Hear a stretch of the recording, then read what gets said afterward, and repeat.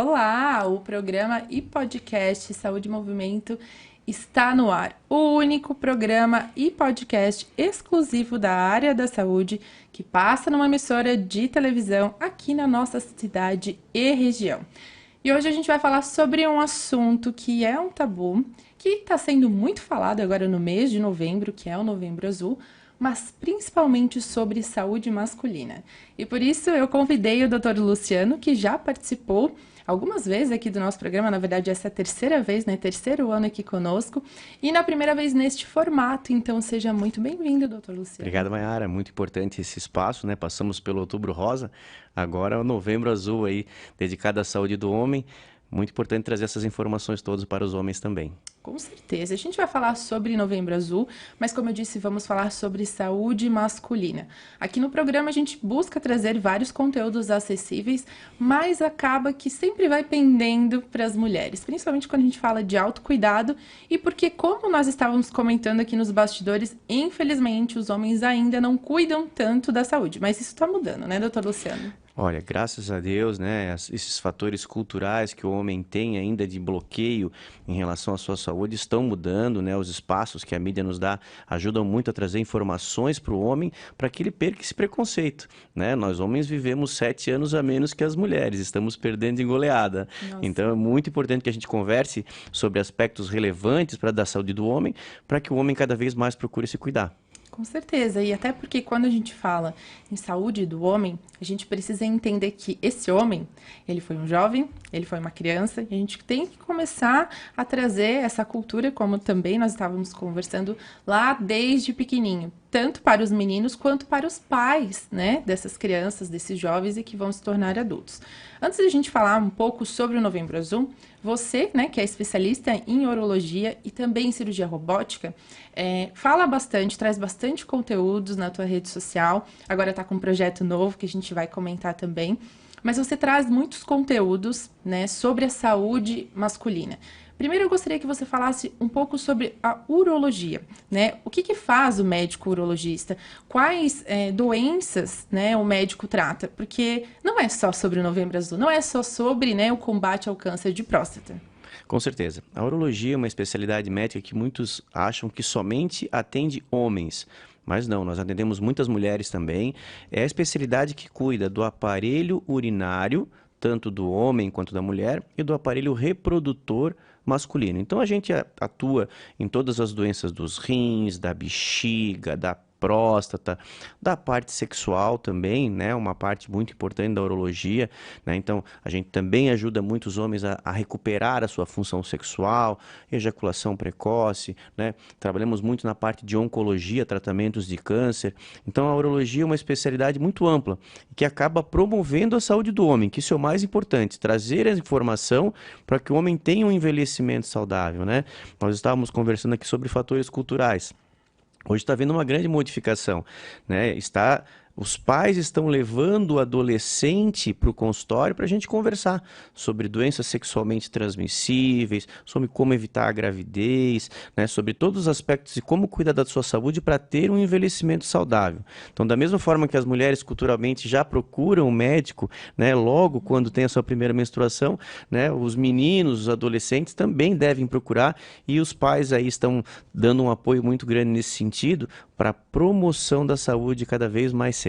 Sim, e é tão importante já essa promoção, essa prevenção e essa consciência, né, desde jovens, como a gente estava aqui conversando, quanto também esse cuidado anual com check-up. Não é só sobre novembro, né, quando a gente fala agora sobre o público adulto, sobre os homens. É bom que a gente tenha esse mês para lembrar, para conscientizar a respeito, né, do combate ao câncer de próstata, que é o segundo, né, maior mundial câncer que atinge o público masculino.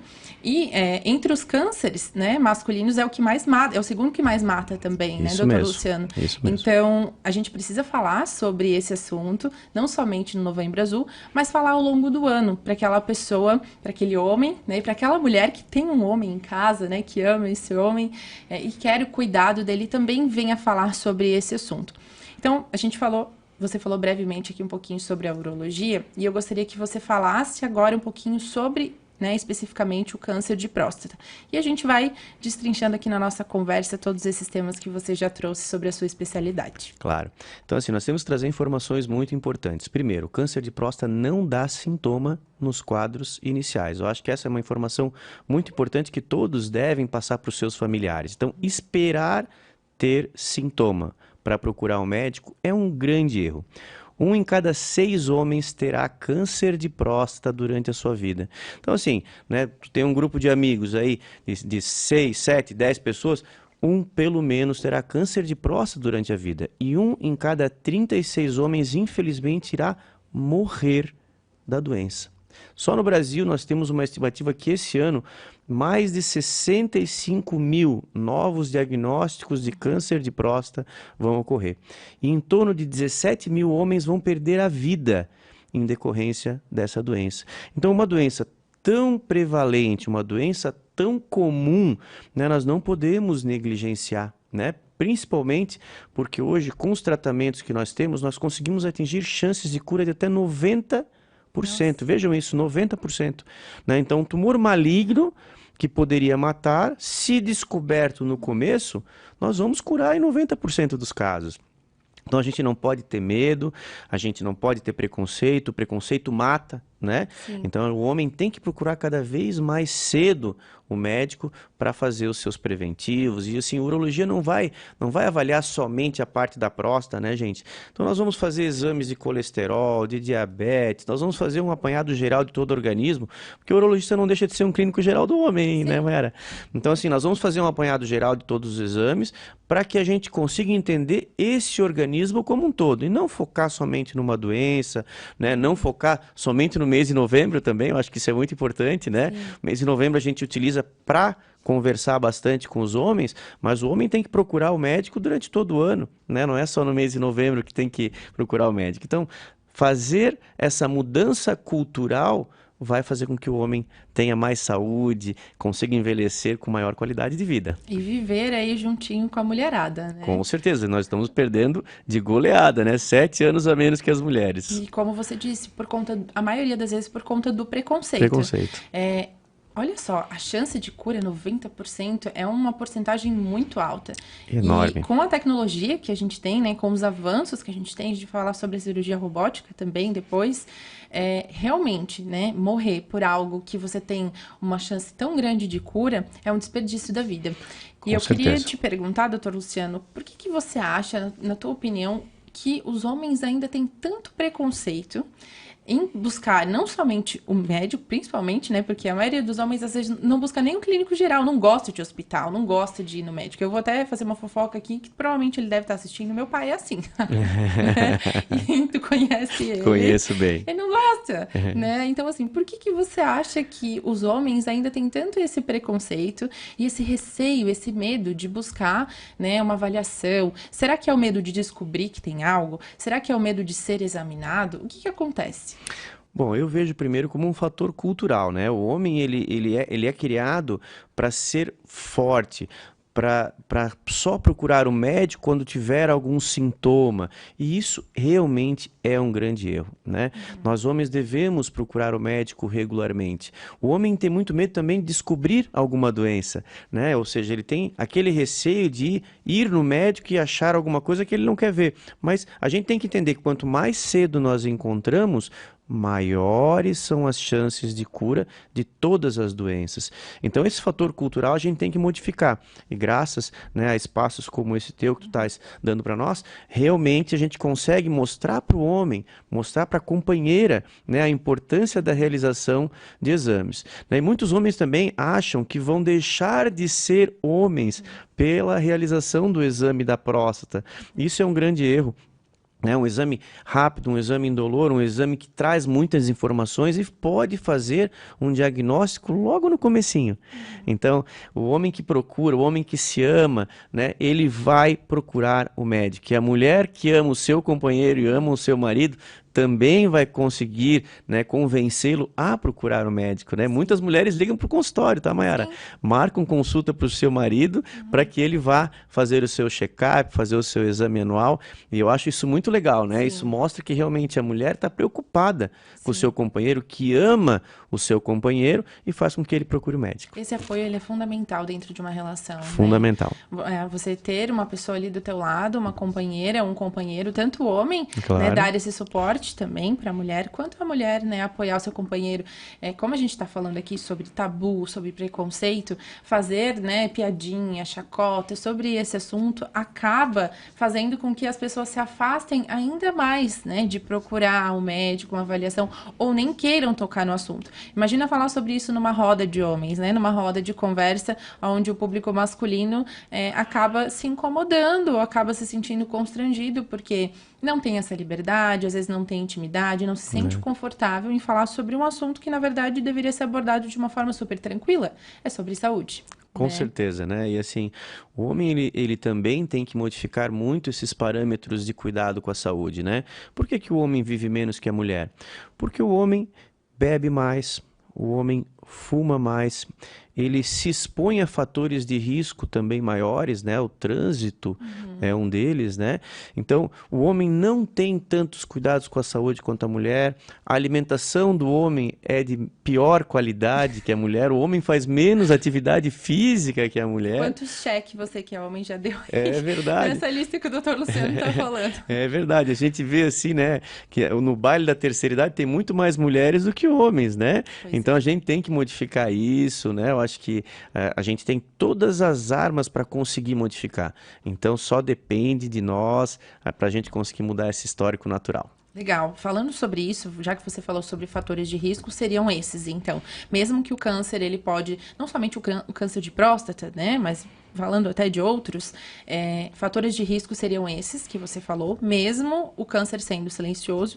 E o que mais poderia provocar, talvez, o desenvolvimento desse câncer? Ou então, mesmo ele sendo um pouco mais silencioso, o que mais que a pessoa poderia perceber? Qual outro sintoma que a pessoa poderia perceber que tem alguma coisa acontecendo de errado? Primeiro, nós temos que esclarecer que pelo menos de 10 a 15% dos casos de câncer são genéticos. Então, ter algum parente de primeiro grau que já teve câncer de próstata faz com que a chance desse homem ter câncer aumente em 2 vezes. Se ele tem 2 parentes de primeiro grau, isso aumenta 6 vezes. Então, os fatores genéticos, né, são um fator de risco, a idade. Né? Nós sabemos que o câncer de próstata afeta principalmente homens acima dos 60 anos, mas veja bem, existem casos em pacientes mais jovens. Eu já operei pacientes com 38, 39, 40 anos com câncer de próstata. E eles só descobriram porque foram no médico, né, com antecedência para fazer os seus exames, para procurar saber se a sua saúde estava em dia ou não.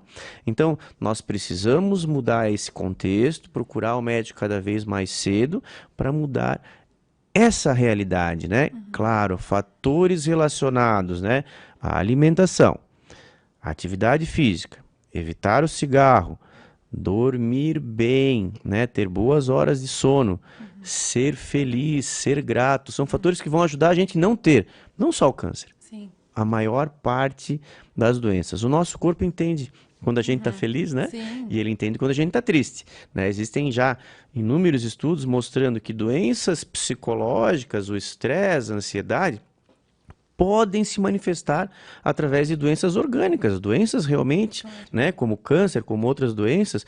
Então é importantíssimo que o homem busque mudar todo esse contexto, né, de cuidado, né, com atividade física regular, com alimentação legal, né, ser feliz, dormir bem. Essas são os fatores chaves para que a gente consiga envelhecer com saúde. Sim, tem uma dica super legal que quando eu já trouxe aqui, né, as responsáveis pela rede feminina aqui de Blumenau, tanto a presidente quanto a vice-presidente, né, a Maria, a Sueli, a gente já teve também algumas conversas muito bacanas, e uma dica que eu acho muito legal da Sueli, que eu peguei pra mim, inclusive, da primeira vez que a gente conversou, que elas utilizam lá na rede feminina, que é você marcar para fazer, né, o seu preventivo, ou então, né, fazer mamografia, sempre próximo à data do seu aniversário, Oh, que daí legal. você não esquece. Então, no mês do seu aniversário, marca de fazer um check-up, marca de fazer os exames, exames de forma geral. Então, é uma forma de você não esquecer. Ah, quando foi a última vez, né, que eu fiz um exame? Quando que foi a última vez que eu avaliei como que estava o meu corpo físico? Então, acho que essa é uma dica muito legal para levar para os homens também, né? Olha, gostei dessa ideia. Vou Pode? colocar isso aí no meu dia a dia. Pode falar. Fala que você ouviu aqui, mas a vou dica não é colocar. minha, né? Da Sueli. E já que a gente está falando de rede feminina, falei que você está envolvido num novo projeto que é muito legal. A gente estava conversando antes de iniciar o programa, achei a ideia fantástica. Precisava muito, né, de ter um espaço, não digo assim um espaço físico, mas um espaço, um lugar, uma dinâmica voltada para a saúde masculina. E agora, né, com a referência em relação à rede feminina, a gente tem uma rede masculina. E eu mesmo. gostaria, doutor Luciano, que você apresentasse e falasse sobre esse projeto. Legal, Mayara. Em março desse ano, foi criada a RESH, que é a Rede Saúde do Homem.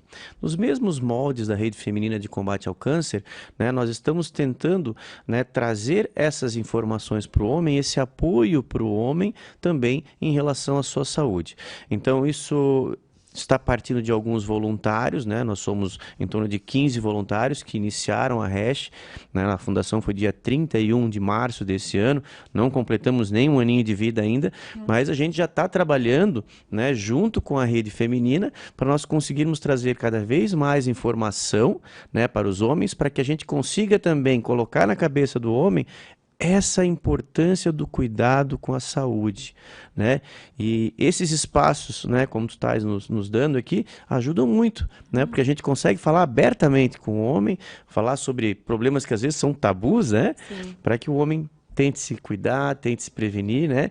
E se Deus quiser, um dia a gente chegar no mesmo patamar da rede feminina, né? De combate ao câncer, né? Para ter um trabalho tão brilhante, tão maravilhoso como elas. Sim, e entra ano, sai ano, e a gente vai continuar falando sobre Novembro Azul, sobre saúde masculina, e como eu já falei aqui, não somente no mês de novembro, precisamos falar em outros momentos também.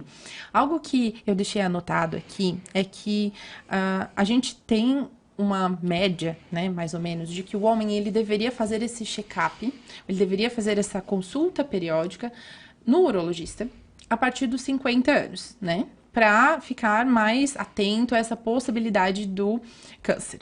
Porém, a gente acabou de falar aqui também a importância dessa conscientização já para o público jovem, já na adolescência. Então, qual que é a tua indicação, né, para que o homem, seja ele adolescente, seja um jovem adulto, já busque o médico? Falamos aqui sobre, né, programar ele perto da data de aniversário. Então, um adolescente, ele vai ali na puberdade, começou a perceber, né, a evolução hormonal, faz a primeira consulta.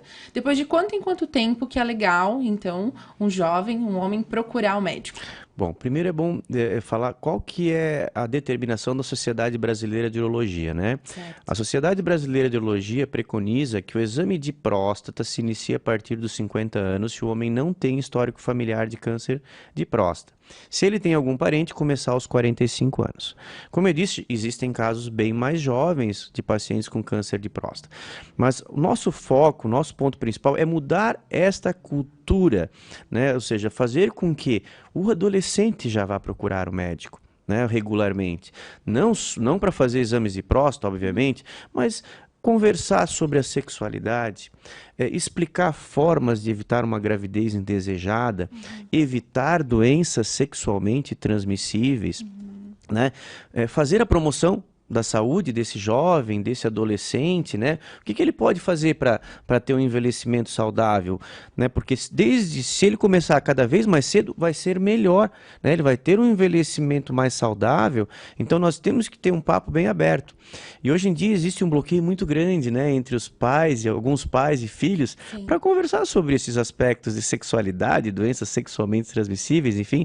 Então existe um profissional que é o médico urologista que pode abordar vários assuntos com esse adolescente, né? Avaliar se o seu desenvolvimento da puberdade está se dando da maneira correta, né? Conversar sobre todos esses aspectos, extremamente relevante sobre a saúde do menino, do adolescente. Então, a urologia está disponível também para conversar e a gente tem que mudar culturalmente. Como a menina vai no seu médico, no seu ginecologista logo que tem a sua menstruação, né?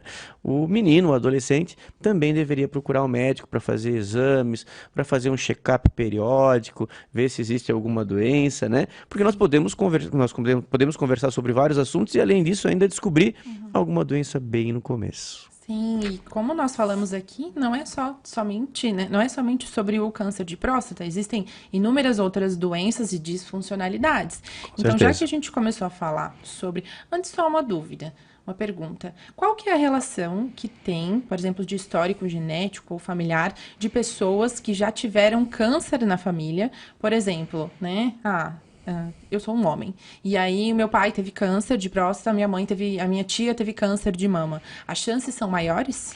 Bom, 10 a 15% dos casos de câncer têm origem genética. Então, a gente pesquisar na nossa família casos de câncer vão ajudar sobremaneira a fazer um diagnóstico precoce, né? Casos de câncer de mama, né, muitas vezes são genéticos. Sim. Então, se, né, existe essa linhagem na família, existem formas e exames de se detectar isso, nós vamos conseguir também descobrir mais cedo, ou até fazer tratamentos adequados e cuidados com a saúde para evitar que isso aconteça.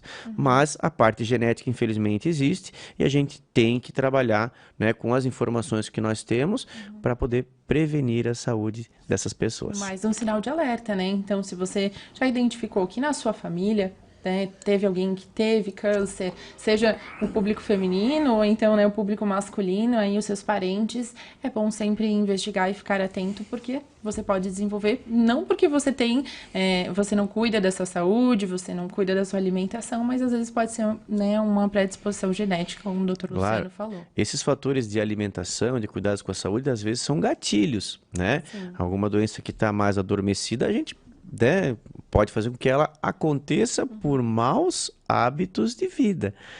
Então, fatores, né, de bons hábitos de vida, fatores de saúde, a gente precisa cada vez mais orientar e, às vezes, sair daquela zona de conforto. Porque muitas pessoas sempre arranjam uma desculpa. Eu não faço exercício físico porque está chovendo, eu não faço por isso, eu não faço por aquilo.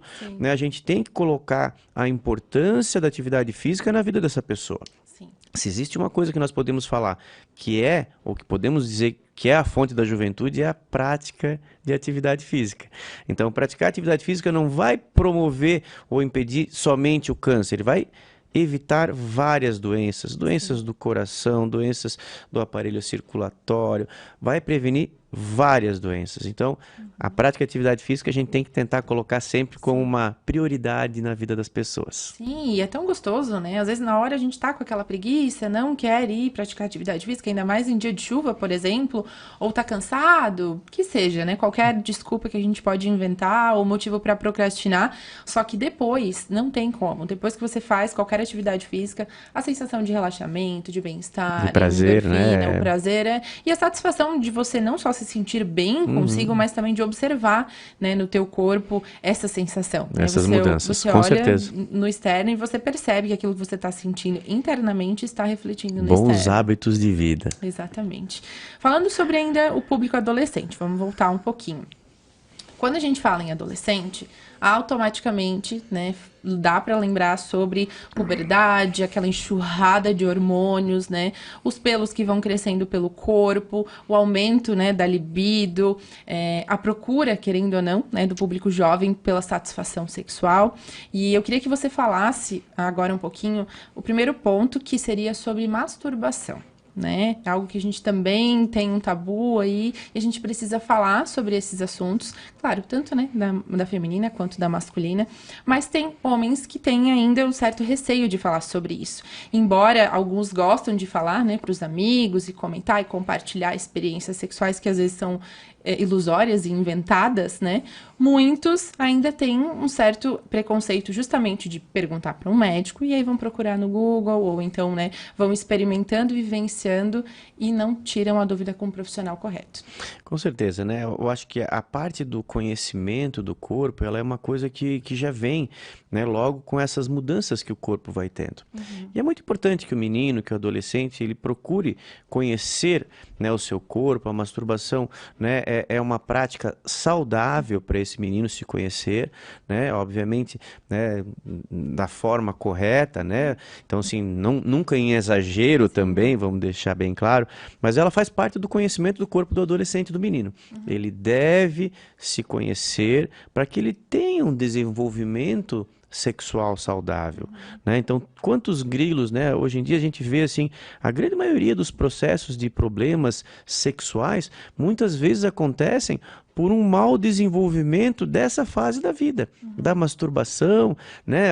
O menino é proibido de conhecer o seu corpo, de se masturbar, que isso é pecado, enfim, isso acaba trazendo grilos para a vida inteira. Então, processos de disfunção sexual, de ejaculação precoce, às vezes também têm causas, né, relacionadas ao próprio desenvolvimento nessa parte da adolescência. Então, obviamente, sob a orientação de um médico, sob a orientação do pai, né, o menino deve conhecer o seu corpo, deve praticar justamente, né, para poder se conhecer. Sim, e qual que seria o ponto de equilíbrio, digamos assim, né? Tudo em excesso faz mal. Você acabou de comentar, claro, tem que ter o cuidado, você precisa se descobrir, se redescobrir, né? Provar dessas sensações, como eu disse, que acabam vindo por conta dessa fase, experienciar essa libido, mas quando que chega, assim, que passa, que extrapola do ponto, que seja o adolescente ou às vezes o homem adulto mesmo, que já está se perdendo literalmente nessa prática, que isso não está mais sendo um prazer e está trazendo prejuízos para a vida dessa pessoa. A gente tem que trabalhar com o bom senso, né? Então não existe um número mágico que a gente possa dizer, não pode se masturbar tantas vezes ou não se masturbar, enfim. É o bom senso, né? Hoje em dia a gente vive um acesso à informação muito grande, né? O celular, né? A gente tem muito acesso também a essa parte de pornografia, né? Isso faz com que aconteça esse desenvolvimento do menino cada vez mais rápido, né? E alguns acabam extrapolando, acabam exagerando.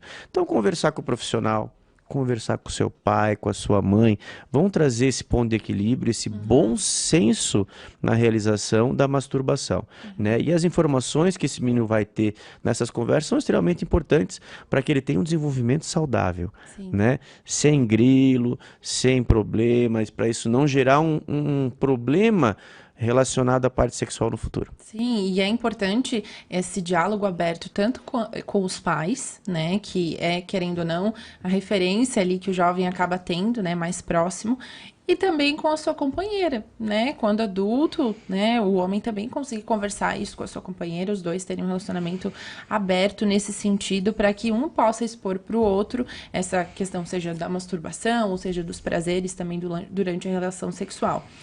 E falando ainda, né, sobre essa questão de puberdade e também sobre os homens que são jovens adultos, a gente sabe que um medo dos homens é a questão da impotência sexual, aonde fala muito sobre masculinidade, né? Se você, né, teve ali um momento onde você não conseguiu ter a ereção, ou até mesmo, depois a gente vai falar um pouquinho sobre ejaculação também, um tabu, né, que a gente pode falar que é sobre a questão da ereção sexual, aonde o homem acha que ele tá impotente porque em algum momento ou ficou nervoso, ou então, né, tá com alguma dor, ou não tá sentindo, às vezes o homem não tá afim, não tá com desejo. Não tá com desejo. Então eu gostaria que você falasse sobre isso também. Qual que é, o que acontece, né, com o homem que acaba tendo esse problema, e também quando que a gente consegue identificar que não é só nesse momento eu fiquei nervoso, que na verdade isso está acontecendo de uma forma muito recorrente e já está trazendo tanto prejuízos para esse homem quanto para a relação.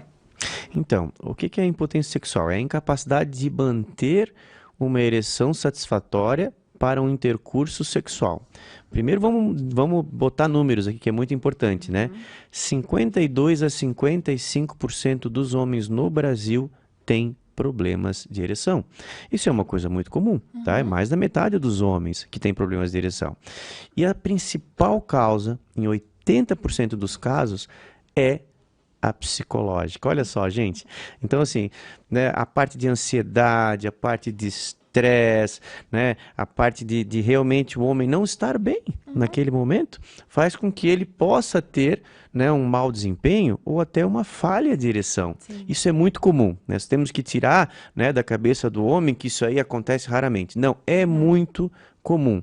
E nós temos, né, formas de avaliar, né? Não podemos esquecer também que em 20% dos casos, a causa do problema é alguma doença orgânica, né? Como falta de hormônio, como diabetes, como tabagismo, né? Alterações de colesterol. Então, existe uma gama enorme de doenças que também vão levar à impotência sexual que devem ser avaliadas. E o urologista ele vai avaliar todo esse contexto. Vai conversar sobre o paciente, sobre como é que é a sua vida, né, do ponto de vista psicológico, se ele está passando por algum momento ruim, como é que é o seu relacionamento com a sua companheira, com a sua parceira, que muitas vezes também o relacionamento com a sua parceira naquele momento não está legal. Como é que vai existir também uma relação legal se os dois não estão bem nesse momento?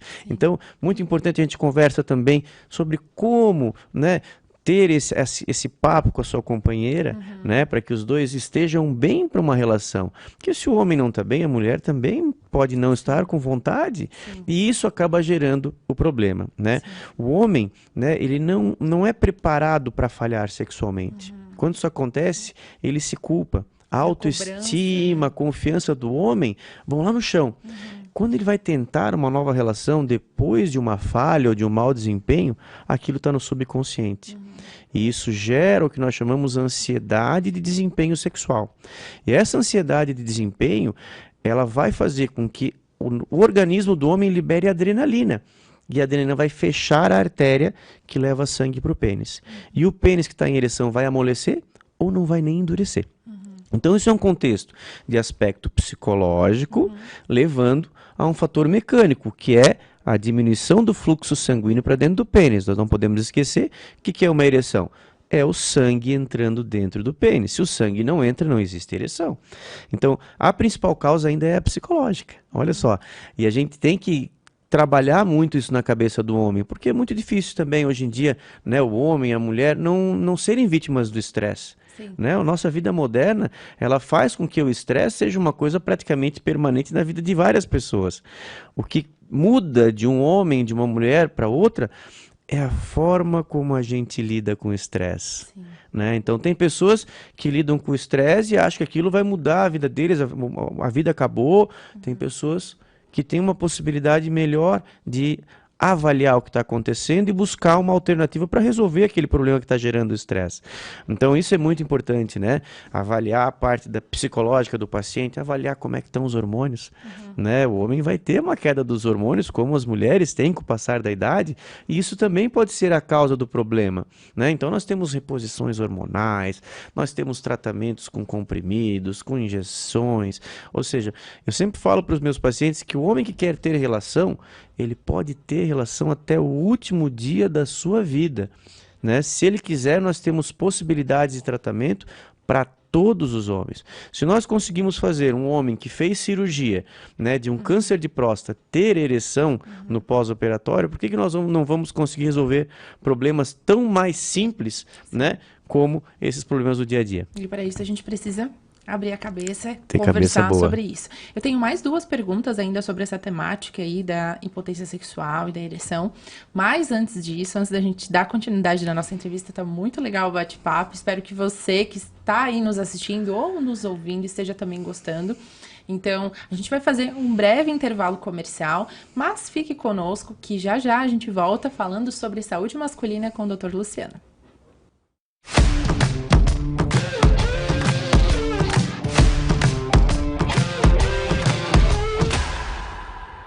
Já estamos de volta e o assunto do programa desta semana é não somente só sobre Novembro Azul, mas como saúde masculina em geral. E nós já falamos sobre o Novembro Azul, sobre a rede que é exclusiva e voltada agora para o público masculino. Falamos sobre alguns fatores e algumas doenças que atingem esse público também. E recentemente, um pouquinho antes do nosso intervalo, a gente estava conversando sobre a questão da impotência sexual, sobre essa questão, né, da ereção masculina. E o doutor Luciano estava aqui explicando para mim nos bastidores, no nosso intervalo, também algumas das causas e dos pensamentos aí que rodeiam a mente masculina quando esse tipo de situação acontece. Doutor Luciano, antes do intervalo eu falei que eu tinha mais 2 perguntas para falar sobre esse assunto. A primeira delas o senhor acha que tem, né, relação, eu acredito que sim, né, mas vamos aguardar a tua resposta, além desse estresse que a gente tem no dia a dia, mas com essa questão da pressa para resolver tudo, que as pessoas, elas se perderam um pouco nessa questão da qualidade da relação sexual, de fazer com calma, com paciência, de aproveitar o momento e talvez de ir com muita afobação ou de fazer acontecer, então precisa ter ereção, precisa ter a penetração, o sexo precisa acontecer, o orgasmo e acabou. Isso é uma coisa bem comum, né? E principalmente com o passar do tempo, num relacionamento de um casal, as coisas vão se perdendo com o tempo, né? Então, é muito importante que se busque, né, esse prazer dos dois, né?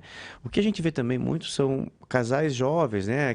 Aquela relação sexual ocasional, né? Então, o homem está indo cada vez mais com preocupação nessa relação.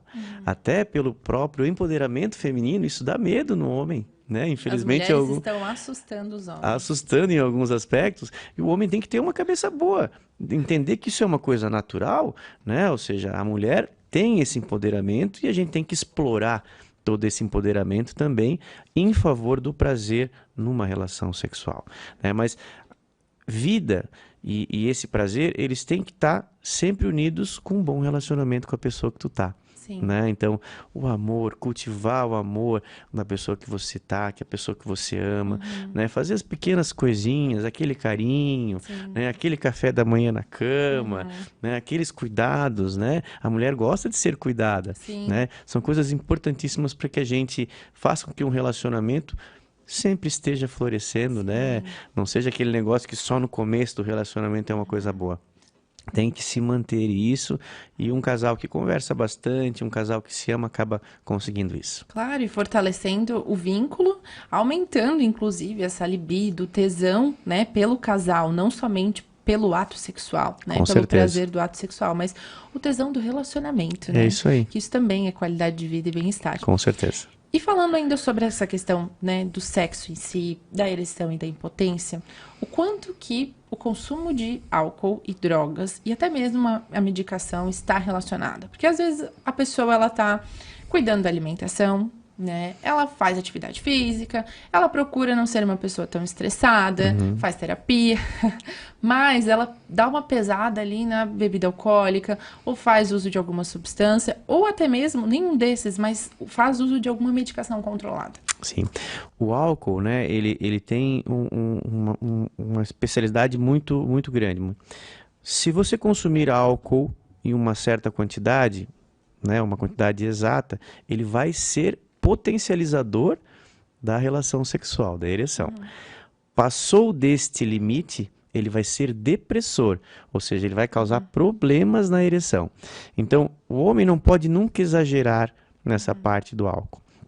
Outro aspecto que a gente sempre vê também é o tabagismo, né? O cigarro, que é muito importante a gente abordar aqui, né?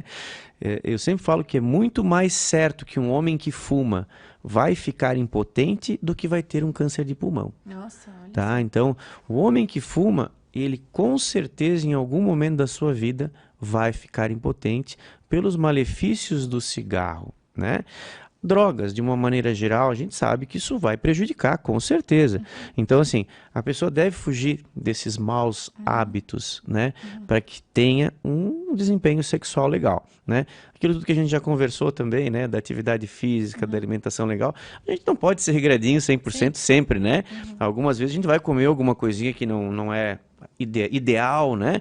A gente algumas vezes não vai poder ir na academia todo dia, fazer atividade física todo dia, mas a gente tem que tentar chegar no ideal, tentar chegar no 100%, né? Se a gente chegar aí nos 90%, tá ótimo. Mas nunca abusar da bebida alcoólica, evitar o tabagismo sempre, né? São as coisas que o homem pode fazer para ter uma vida sexual bem legal. Sim, você estava falando aqui para mim, no nosso intervalo, de que hoje, por conta disso, os homens têm buscado a automedicação. de que para suprir, então, essa necessidade de estar bem, ou então, né, tá muito estressado, não tá conseguindo ali ter a relação de uma forma saudável, tá muito preocupado com isso, e aí recorre, então, à medicação, a automedicação, nem faz uma avaliação com o médico, e isso acaba trazendo ainda mais problemas e podendo desencadear outras doenças, né? Com certeza, né? As medicações, os tratamentos da disfunção sexual têm que ser prescritos por um médico. O que está acontecendo é que muitos homens com medo de falhar já estão buscando a automedicação com os comprimidos, o Viagra, o Cialis, uma série de remédios que existem, para ir para a relação sexual, né, com mais coragem, com mais vigor. Só que eles esquecem que isso vai criar uma dependência psicológica, esses medicamentos.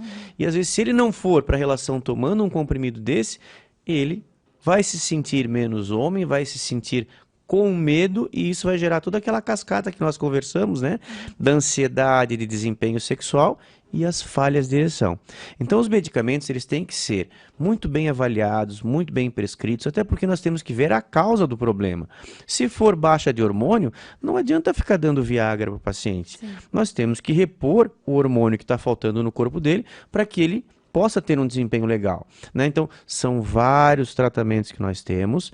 Cada paciente tem um tipo de indicação e a gente precisa fazer essa avaliação para saber qual que é o melhor tratamento de cada um. Sim, então se você, homem, quer cuidar da sua saúde, se você quer viver mais, se você quer viver bem, se você quer ter uma relação sexual ativa e prazerosa, né? Se você está passando por algum desses sintomas que a gente conversou aqui agora, procure um profissional, procure um urologista para tirar suas dúvidas, para avaliar o seu caso, para ver o que você precisa, para que você tenha uma vida de qualidade, que a sua saúde, né, esteja em dia. Doutor Luciano, falando agora sobre as ISTs, a gente está falando muito sobre, né, relação sexual, Sim. Mas a gente precisa lembrar de que nesse movimento, fazendo jus ao nome do programa, né, entre o homem e a mulher, é necessário haver uma proteção, justamente para preservar essa saúde desse homem e também a saúde da mulher. Então, eu gostaria que você falasse um pouquinho sobre a importância da prevenção, obviamente, né, do uso do preservativo, mas também quais são as principais doenças que a gente encontra no público masculino e também esses principais sintomas. Quando que o homem consegue perceber que tem uma coisa de errado ali na região íntima dele? Legal, Mayara, isso é muito importante, né? Os homens parecem que perderam o medo das ISTs, né? As pessoas que viveram a época do HIV, né, onde as pessoas morriam em decorrência da AIDS, eles tinham um cuidado maior com a utilização do preservativo. Com o advento dos tratamentos, né, e a gente vê que é uma doença que hoje em dia já, né, não mata mais os pacientes têm praticamente uma vida normal, mesmo sendo soro positivo, perdeu-se o medo, né, das doenças sexualmente transmissíveis e cada vez menos, tanto homens quanto mulheres estão se cuidando. Né? Os homens que eu atendo no consultório, muitos deles falam que a mulher exige que não use preservativo. Claro, muitos homens não usam por achar que aquilo ali vai mudar o seu prazer ou ele vai broxar em relação à utilização do preservativo, mas o preservativo é a melhor forma da gente prevenir essas doenças, né? A gente tem que utilizar o preservativo. E eu acho muito interessante que muitos homens acham que o preservativo só deve ser utilizado na penetração, né?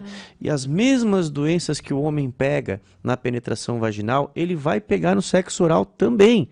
Então, ele tem que usar o preservativo em todos os momentos da relação sexual se ele quer evitar as doenças sexualmente transmissíveis. Hoje em dia, o consultório, assim, né, uma grande parte das consultas diárias são ISTs, né? Doenças que nós não víamos, sífilis, né? Era uma doença que a gente praticamente não via mais. Hoje em dia, toda semana nós temos vários casos de sífilis. Qual que é o sintoma de sífilis? A sífilis, ela vai dar feridas no pênis, tá? Vai dar lesões no pênis e essas feridas, se evoluírem, podem gerar doenças mais graves, inclusive ir para o coração, ir para o cérebro, e esse paciente vira a óbito em decorrência da sífilis, né? Outra doença importante também é o HPV, né? O HPV é uma doença muito comum, são as verrugas que aparecem no pênis do homem, né? E é uma doença que pode gerar o câncer de pênis. no homem e o câncer de útero na mulher. Câncer de Então, colo de nós útero. temos que tomar um cuidado muito grande, né? O homem tem que se examinar, vamos dizer assim, né? Para que, ao menor indício de qualquer lesão no pênis, né? Qualquer lesão no seu órgão genital, ele procure um urologista para conversar sobre o que ele deve fazer para evitar essas doenças. Me chama muita atenção que, às vezes, vão pacientes no consultório com verrugas no pênis há 1, 2 anos, né? E ele, doutor, eu pensei que isso era normal. Ele poderia, se ele desse um Google verruga no pênis, ele ia ver que isso é uma IST e iria procurar o médico, né? Outra doença, a gonorreia, né? Gonorreia, né? Coisa que a gente quase não via mais, né? Então, direto a gente vê os pacientes no consultório, né? E sai o pus, né, pela uretra, né, começa a sair secreção amarela pela uretra do paciente, o paciente tem dor para urinar. São todas doenças que poderiam ser evitáveis. Né? A gente poderia evitar isso com a utilização do preservativo.